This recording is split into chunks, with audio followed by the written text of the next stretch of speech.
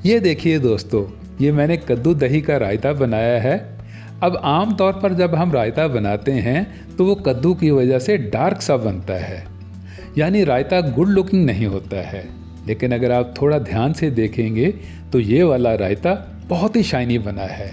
और दोस्तों, ऐसा इसलिए हुआ है कि मैंने कद्दू को ऑक्सीजन के साथ में रिएक्ट नहीं होने दिया है।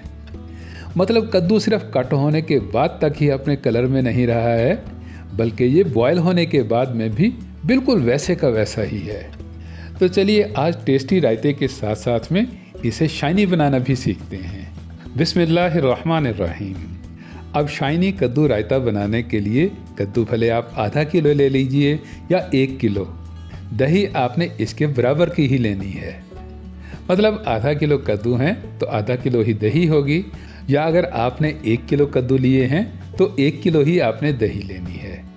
अब कद्दू को छीलने के लिए भले आप छुरी का या चाकू का इस्तेमाल कर लीजिए, या मेरी तरह से आसानी के साथ में पिलर से इसे छील लीजिए। लेकिन छीलने के बाद में आपने कद्दू का ये हेड वाला पार्ट जो है इसे आपने अलग नहीं करना है। अब इसकी रीज़न क्या है ये तो मैं आपको अभी से ही बता देता हूँ। लेकिन पहले दूसरे कद्दू को छीलकर इसका टेल वाला पार्ट जो है इसको कट करके अलग कर देते हैं। उसके बाद में इसी नीचे वाली साइड से इसे ग्रेट करना स्टार्ट कर देते हैं। ग्रेटर या कद्दू कश आपने मोटे वाला ही लेना है। बारीक वाला ग्रेटर आपने बिल्कुल भी नहीं इस्तेमाल करना है, उससे कद्दू का ज़्यादा पानी निकल जाएगा और गूदा भी आपको बिल्कुल थोड़ा सा मिलेगा। अब हेड वाली साइड को होल्ड करके सारे का सारा कद्दू जो है ये एक ही बारी में ग्रेट हो गया है। अब जहाँ कद्दू को ग्रेट करने में आपको काफ़ी सारी देर लगती है, तो इस तरीके से कद्दूकश करने के आपके सिर्फ 2-4 मिनट ही लगेंगे। और दोस्तों, शायद आपने इस बात पर ध्यान दिया हो कि मैंने कद्दू को ग्रेट करने से पहले डिश में काफ़ी सारा पानी डाला हुआ था, और ये पानी फ्रिज का ठंडा पानी था, और ठंडे पानी की वजह से ही ऑक्सीडेशन नहीं हुई है, और कद्दू बॉयल होने तक या बॉयल होने के बाद तक भी काला नहीं पड़ा है। चलिए, ये रीज़न तो मैंने आपको बता ही दी है कि कद्दू कट होने के बाद ऑक्सीडेशन के अमल को रोका कैसे जा सकता है और कद्दू को काला होने से कैसे बचाया जा सकता है। अब इसको हल्का सा नमकीन फ्लेवर देने के लिए इसमें थोड़ा सा नमक शामिल कर देते हैं और इसे ढककर पकाते हैं बॉयल आने तक। और जब तक कद्दू में उबाल आता है तब तक हम बाकी की तैयारी कर लेते हैं। और बाकी की तैयारी करने के लिए आपको एक मीडियम साइज़ का प्याज चाहिए होगा। पुदीने के पत्ते लेने हैं, या अगर आपको फ्रेश ना मिलें तो आप सूखे पत्ते भी डाल सकते हैं। और इसके साथ साथ में 1 टमाटर चाहिए होगा आपको। और धनिया के बगैर तो रायते में खुशबू ही नहीं आएगी, तो फ्रेशली सा धनिया ले लेना है। और लहसुन का लगाना है एंड में तड़का। तो 5-6 जो है लहसुन के आएंगे। तीखे और करारे से टेस्ट के लिए आपने 4-5 हरी मिर्चें भी शामिल कर लेनी है। चलिए, अब सबसे पहले हम प्याज को कट कर लेते हैं। तो प्याज को कैसे कट करना है, तो रायते के लिए दोस्तों आपको किसी भी स्पेसिफिकेशन की बिल्कुल ज़रूरत नहीं है। आप भले इसे रफली सा चॉप कर लीजिएगा या बिल्कुल पतले पतले से स्लाइसेस बना लीजिएगा। गर्मी है तो प्याज का तो हमें सिर्फ क्रंच ही चाहिए होगा, ना हमने प्याज को पकाना है ना गलाना है। अलबत्ता पुदीने के आपने सिर्फ पत्ते पत्ते ही लेने हैं, तो इसलिए आप इसमें से डंठल को निकाल दीजिएगा। और ऐसे ही धनिए को भी आपने बस मोटा मोटा सा ही कट कर लेना है। अलबत्ता लहसुन के आपने बिल्कुल पतले पतले से स्लाइसेस बना लेने हैं। और रह गया टमाटर और हरी मिर्चें, तो इनको दोस्तों आप जिस तरह रूटीन में कट करते हैं ना, बिल्कुल वैसे ही कट कर लीजिएगा। क्योंकि ये रायते के साथ में मिक्स हो जाएंगे तो सिर्फ इनका टेस्ट, फ्लेवर और खुशबू ही आएगी रायते में। अब इतनी देर के बाद में भी जब आप कद्दू को देखेंगे तो कद्दू ने पक कर भी अपना कलर चेंज नहीं किया होगा। बिल्कुल वैसे का वैसा ही होगा कि जैसे इसको आपने बॉयल होने से पहले रखा था। दोस्तों, अब कद्दू को निकाल कर आपने किसी बाउल वगैरह में नहीं रखना है, बल्कि आपने इसको किसी स्ट्रेनर पर निकाल कर रखना है। और उसके बाद में एक छोटा सा काम आपने ये करना है कि अब कद्दू के ऊपर से भी आपने काफ़ी सारा ठंडा पानी डाल देना है।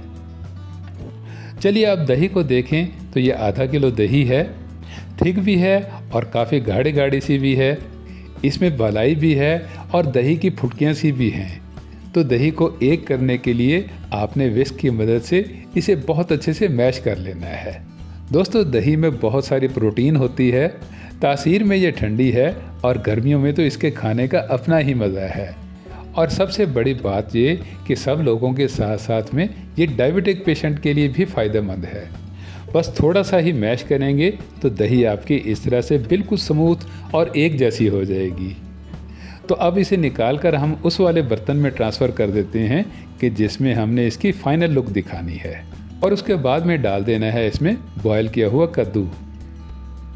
दोस्तों, कद्दू की तासीर भी ठंडी होती है, इसमें भी बहुत सारे विटामिन्स और मिनरल्स होते हैं और ये डायबिटीज़ फ्रेंडली सब्ज़ी है। तो गर्मियों में भले इसे आप रोज़ाना या कभी कभी जब भी दिल चाहे इसे बना सकते हैं। टेस्ट के साथ साथ में ये आपकी हेल्थ के लिए भी बहुत फ़ायदेमंद है। चलिए अब इस हेल्थी और टेस्टी रायते को थोड़ा स्पाइसी बनाते हैं। हाफ़ टेबल स्पून लाल मिर्च पाउडर डालना है और इसके बराबर में ही नमक और half table spoon chaat masala.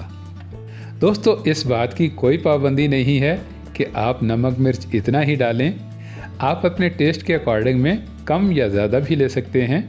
और इन सब को मिलाकर बहुत अच्छे से मिक्स करके हमने बाकी की चीज़ें भी यहीं पर ही डाल देनी है।